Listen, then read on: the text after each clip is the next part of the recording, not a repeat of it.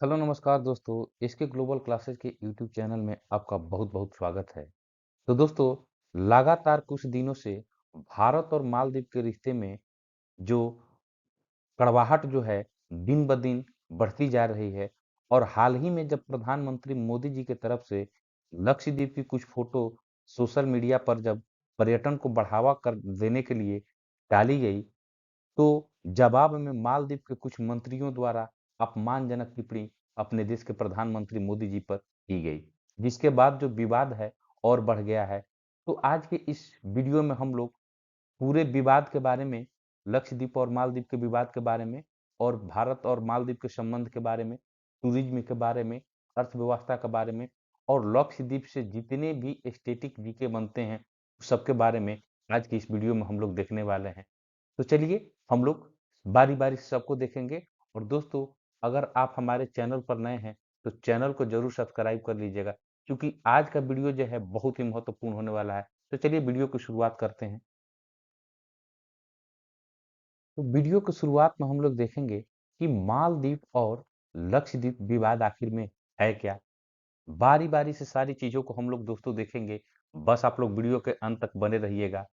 तो अभी अपने मोदी जी के द्वारा जो है, अपने देश के प्रधानमंत्री मोदी जी के द्वारा जो लक्षद्वीप यात्रा के बाद जो पर्यटन स्थल के रूप में लक्षद्वीप को जो लोकप्रियता बढ़ी है, तो जिसके चलते मालदीव के कुछ मंत्रियों का जो है टेंशन जो है बढ़ गया है।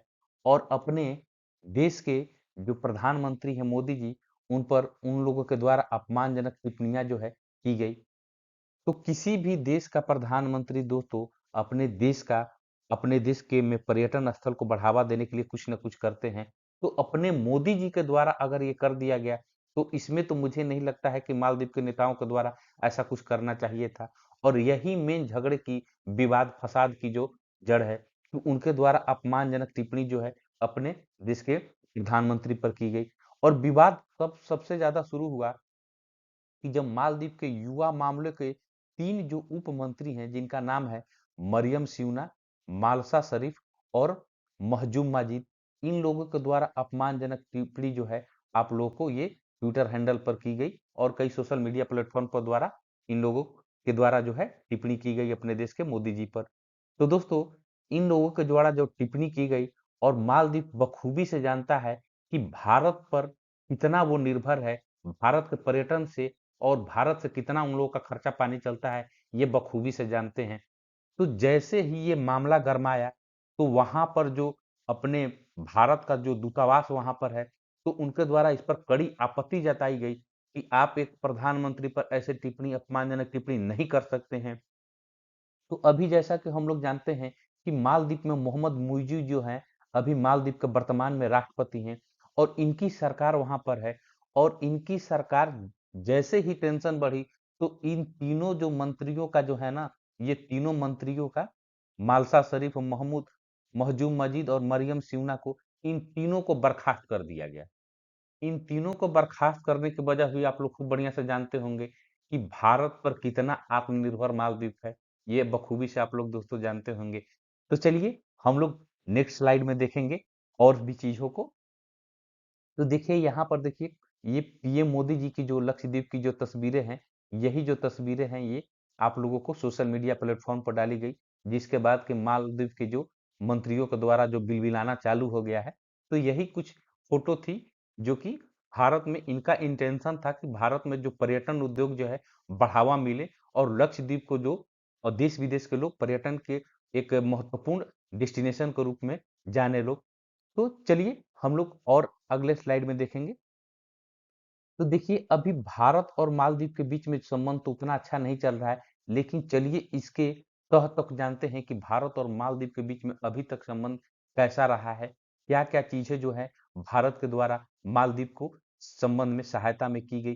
तो एक एक पॉइंट दोस्तों बहुत ही महत्वपूर्ण होने वाला है।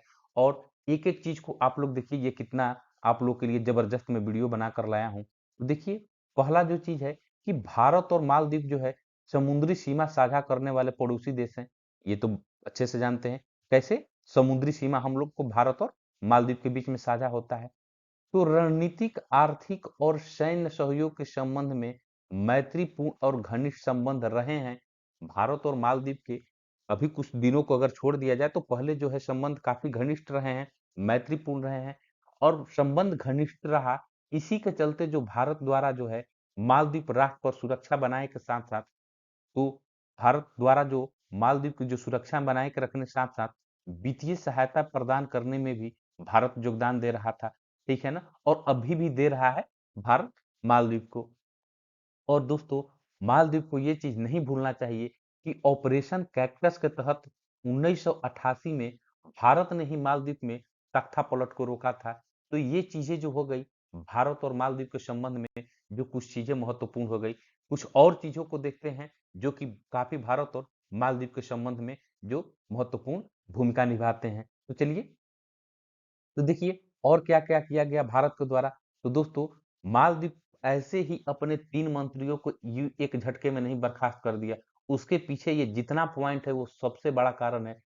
एक और कारण देखिए क्या है कि देखिए मालदीव पर भारत के द्वारा और क्या किया गया, ये चीज को भी देख लीजिए कि 2004 की जब सुनामी आई और 2014 में जब जल संकट जब मालदीव में हुआ, तो भारत ने ही मालदीव को सबसे पहले मदद पहुंचाई थी, ठीक है ना। ये भारत ने ही सबसे पहले मालदीव को मदद पहुंचाई थी। उसी तरह फिर 2018 में भारत ने मालदीव को 140 करोड़ डॉलर का आर्थिक सहयोग प्रदान किया। समझ जाइए ये कितनी राशि है, 140 करोड़ डॉलर का आर्थिक सहयोग प्रदान किया। इतना ही नहीं भारत रुका, भारत ने मालदीव को देखिए 2018 से 2022 में मालदीव से ये 87,000 लोग जो है भारत में इलाज कराने आए। जबकि भारत में जो ये 87,000 लोग जो आए, वहां की मालदीव की जो कुल जनसंख्या जो है, वो कुल आबादी जो है ये 5.15 लाख है। यानी कि लगभग 5.25 लाख के करीब वहां की आबादी है, 5.15 लाख आबादी है। और 87,000 लोग जो है इन 4-5 वर्षों में जो है भारत में अपना इलाज करने के लिए आए। और यह जो है उस देश का एक बड़ा हिस्सा है मालदीव का, आप लोग इसी से समझ सकते हैं। तो इतने लोगों को द्वारा हम लोगों के द्वारा भारत के द्वारा आर्थिक सहयोग भी प्रदान किया गया, सुनामी में उसको मदद किया गया, जल संकट से उबारा गया और इलाज भी वहां पर मुहैया कराया जा रहा है। तो इन सब चीजों को जो देखते हुए जो मालदीव जो है, यही सब चीज जो है उन लोगों का एक डर का वजह बना हुआ है, जिसके चलते वो तीनों मंत्रियों को तुरंत बर्खास्त कर दिया गया। और मालदीव के जो अभी मौजूद जी की जो सरकार है, उनके द्वारा ये भी कहा गया कि जो मंत्री जो अपमानजनक टिप्पणी किए हुए हैं वो उनकी अपनी राय है, न कि सरकार की राय है। साफ मतलब यूं कह लीजिए कि मालदीव सरकार जो है एकदम बिल्कुल इस विवाद से जो है, उन मंत्रियों के बयान से जो है पलड़ा झाड़ लिया है। तो उन लोगों के विवाद से, उन लोगों के बयान से मालदीव सरकार का कोई मतलब वास्ता नहीं है। हालांकि उन लोगों को बर्खास्त करके एक बहुत ही मतलब सटीक और कठोर निर्णय लिया गया है। बिल्कुल ऐसा करना चाहिए। किसी को भी टिप्पणी करने का अधिकार नहीं है किसी देश के प्रधानमंत्री पर, गलत अपमानजनक टिप्पणी, वो भी एक जब मंत्री सरकार में हो तब। अब देखिए आगे देखिए, अभी इतना ही नहीं, अभी अपने देश के द्वारा क्या क्या किया गया भारत के द्वारा। तो 2020 में भारत ने मालदीव को चेचक के 30,000 टीके मुहैया कराए और कोरोना काल में भी वैक्सीन देकर आवश्यक स्वास्थ्य सुविधाएं भी दी। 2023 में खेलों को बढ़ावा देने के लिए भारत ने मालदीव को 4 करोड़ डॉलर मुहैया करवाए। तो ये सब चीज जो हो गए आप लोग को भारत और मालदीव के संबंध के जो है बारे में हो गया। अब चलिए नेक्स्ट हम लोग देख लेते हैं, थोड़ा सा अर्थव्यवस्था को भी देख लेंगे। तो देखिए यहाँ पर कुछ अर्थव्यवस्था को देख लेते हैं, मालदीव की अर्थव्यवस्था आखिर में किस तरह जो है हम लोगों पर निर्भर है वो भी देख लिया जाए। तो देखिए मालदीव का अर्थव्यवस्था मुख्य रूप से पर्यटन पर निर्भर रहता है। और अब सब लोग जानते हैं भाई, इसमें सबसे बड़ा योगदान जो है भारतीयों का, यानी कि अपने देश का होता है। और मालदीव के जीडीपी का लगभग 25% सीधे पर्यटन से प्राप्त होता है। समझ लीजिए, किसी भी देश का अगर 25% जो जीडीपी जो है आप लोग को पर्यटन पर निर्भर करती है और उसमें भारतीयों का सबसे बड़ा योगदान है, तो समझ जाइए कि भारत मालदीव के लिए कितना महत्वपूर्ण एक देश है। और और देख लीजिए कि मालदीव की 1/3 से अधिक रोजगार की संभावनाएं जो सीधे तौर पर जो है ये पर्यटन उद्योग से संबंधित है। यानी कि वहाँ के जीडीपी में पर्यटन से जो 25% जो वहाँ पर जो है जीडीपी में कंट्रीब्यूशन है, वही नहीं, वहाँ के जो रोजगार जो है, इससे पर्यटन से जो रोजगार मिलता है, उसमें 1/3 से अधिक लोगों को रोजगार जो है पर्यटन उद्योग से ही मिला हुआ है। कहाँ पर? तो मालदीव में। तो इतना निर्भर है मालदीव अपने भारत देश पर। अभी देखिए कुछ खटास की वजह एक और चीज है कि इस बीच में चीन जो है अपना जो है वहां पर जो है अपने समुद्री सीमा जो है बढ़ाना चाहता है मालदीव में, और मालदीव को काफी सपोर्ट कर रहा है। और मोहम्मद मुइजी जी की जब से सरकार बनी है तो वो एक भी बार जो है अपने भारत देश की यात्रा पर अभी नहीं आए हुए हैं। वो अन्य देशों के यानी कि चीन में भी गए, अन्य देशों में भी गए, लेकिन अभी तक भारत नहीं आए हैं, जिससे जो है अपने ये मामलों में जो है खटास थोड़ा-सा दिखाई पड़ रहा है। भारत और मालदीव के मामलों में खटास दिखाई दे रहा है, और ये तो हद हो गया जब उन लोग के द्वारा अपमानजनक टिप्पणी की गई। तो चलिए नेक्स्ट देखेंगे हम लोग, थोड़ा-सा पर्यटन उद्योग पर भी देख लीजिए कि कितना पर्यटन उद्योग जो है और कितने लोग जो हैं पर ईयर जो है वहाँ पर मालदीव में गए। तो चलिए तो देखिए यहाँ पर टूरिज्म की अगर बात हम लोग करें तो मालदीव की जो कुल आबादी जो है मालदीव की वो 5.15 लाख, जैसा कि हम लोग जानते हैं। अब देखिए 2018 में जो है कुल भारत में से 90,000 लोग जो है भारतीय पर्यटक जो है मालदीव में गए। 2019 में 1.80 लाख यानी कि 1,80,000 लोग जो है भारतीय पर्यटक जो है मालदीव विजिट किए। समझ जाइए कि ये इतना लोग जब विजिट किए और वहाँ की टोटल आबादी ही जो है ये आबादी 5.15 लाख है, तो कितना वहाँ का जो वहाँ पर कितना जो है क्या बोला जाता है कि कितने वो लोग निर्भर हैं भारत के पर्यटन से और भारत के पर्यटकों से। तो चलिए 2020 में देख लिया जाए इसी तरह 2020 में 63,000 लोग जो है वहां पर मालदीव में गए। 2021 में 2,91,000, बहुत ज्यादा था 2021 में। 2022 में 2,41,000। 2023 की बात की जाए तो 1.93 लाख जो है ये इतने लोग जो है ये मालदीव की जो यात्रा किए, जो मालदीव में गए। तो वहाँ के पर्यटन उद्योग को अगर कुल मिलाकर अगर देखा जाए, वहाँ के टूरिज्म को देखा जाए, तो वो टोटल जो है भारतीयों पर बहुत ज्यादा निर्भर है। यानी कि भारत देश पर वहाँ की पर्यटन जो है टूरिज्म जो है बिल्कुल निर्भर है। तो ये सब चीजें जो हो गई टूरिज्म की जो बातें हो गई कि कितना टूरिज्म जो है वहां पर निर्भर है भारत के भारत देश पर। और दोस्तों ये जो आंकड़े हैं ये बहुत अपने आप में सब चीज बताते हैं। तो चलिए नेक्स्ट नेक्स्ट यहाँ पर अब देख लीजिए, हम लोगों ने तो सारा चीज देख लिया, विवाद की वजह देख ली, अर्थव्यवस्था को देख लिया, और वहाँ के जो टूरिज्म है उसको देख लिया। तो कुछ स्टेटिक्स जीके के बारे में भी हम लोग थोड़ा सा देख लें, जो कि अपने देश के लक्षद्वीप के बारे में है, क्योंकि अभी लक्षद्वीप काफी चर्चा में है। तो अभी की परीक्षाओं की दृष्टि से बहुत ही जो महत्वपूर्ण, ये जितने भी करंट अफेयर के माध्यम से देख लिया जाए, पीछे तो करंट अफेयर के वर्ल्ड करंट अफेयर में आ जाएगा या करंट अफेयर में, बाकी स्टैटिक जीके भी जो है आप लोग के परीक्षाओं में काफी महत्वपूर्ण बन सकते हैं। तो चलिए जल्दी जल्दी इसको भी देख लेते हैं। तो देखिए यहाँ पर है कि लक्षद्वीप का शाब्दिक अर्थ क्या होता है। तो लक्षद्वीप का शाब्दिक अर्थ होता है लाक्षद्वीप होता है। लक्षद्वीप का क्षेत्रफल की बात की जा रही है, क्षेत्रफल कितना है लक्षद्वीप का, तो ये 32 वर्ग किलोमीटर जो है लक्षद्वीप का क्षेत्रफल है। लक्षद्वीप की राजधानी की अगर बात की जाए तो ये राजधानी जो है कवारती है। लक्षद्वीप में लोकसभा की कितनी सीटें हैं, तो दोस्त मेरे लोकसभा की एक सीट जो है वो लक्षद्वीप में है। लक्षद्वीप में कितने जिले हैं, तो एक जिला है। भारत का सबसे छोटा केंद्र शासित प्रदेश अगर पूछ दे तो वो भी आप लोग को लक्षद्वीप हो गया।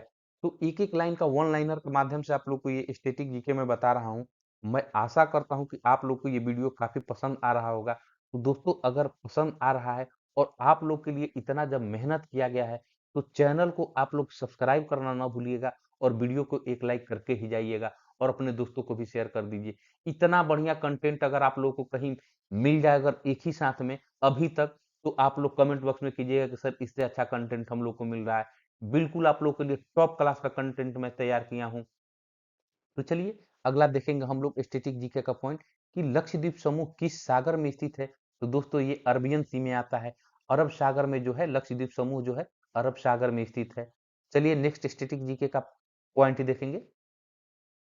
नेक्स्ट देख लीजिए बहुत ही महत्वपूर्ण पॉइंट कि लक्षद्वीप जो है लक्षद्वीप का उच्च न्यायालय कहाँ है, तो ये दोस्तों केरला में है। यानी कि लक्षद्वीप जो है केरल उच्च न्यायालय के जो क्षेत्र में आता है, ठीक है ना, केरल उच्च न्यायालय के क्षेत्र में आता है, अधिकार क्षेत्र में जो है ये लक्षद्वीप आता है।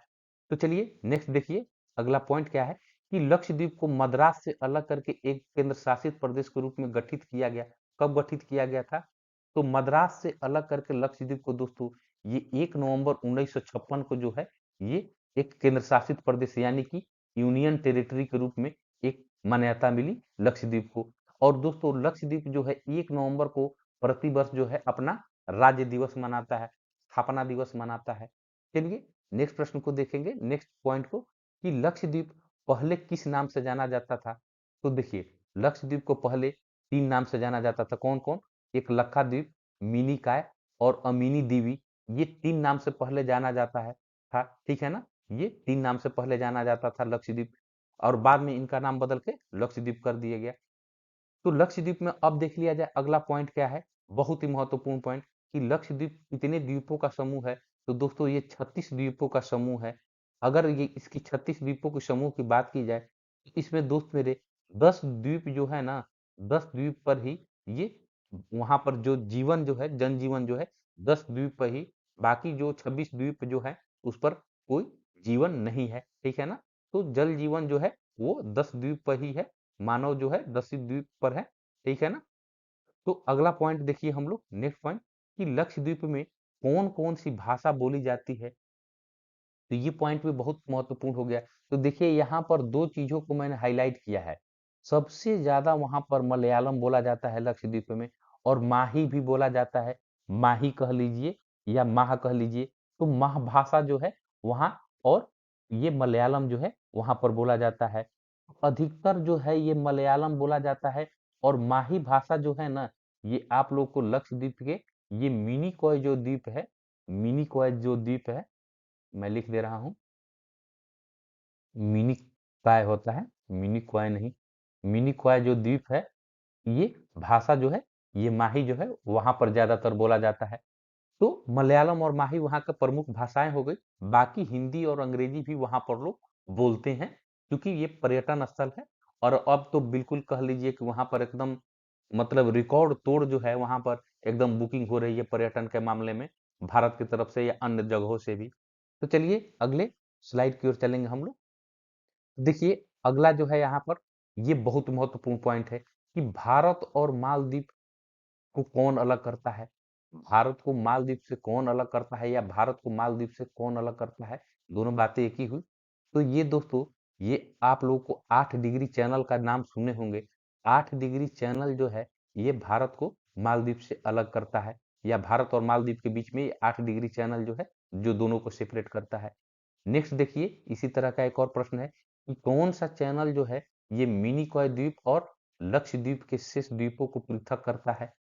तो ये दोस्तों 9 डिग्री चैनल जो है ये मिनिकॉय द्वीप और लक्षद्वीप को अलग करता है, ठीक है ना? ये पॉइंट भी एक एक पॉइंट आप लोग के लिए बहुत ही महत्वपूर्ण है, आप लोग के सभी परीक्षाओं के लिए। नेक्स्ट देखिए कि संपूर्ण लक्षद्वीप जो है यहाँ पर, संपूर्ण अगर पूछ दे कभी परीक्षा में कि संपूर्ण लक्षद्वीप को कौन सा चैनल अलग करता है, तो दोस्तों संपूर्ण लक्षद्वीप को ये 11 डिग्री चैनल जो है ये विभाजित इसी के द्वारा किया गया है, पूरे लक्षद्वीप को, ठीक है ना?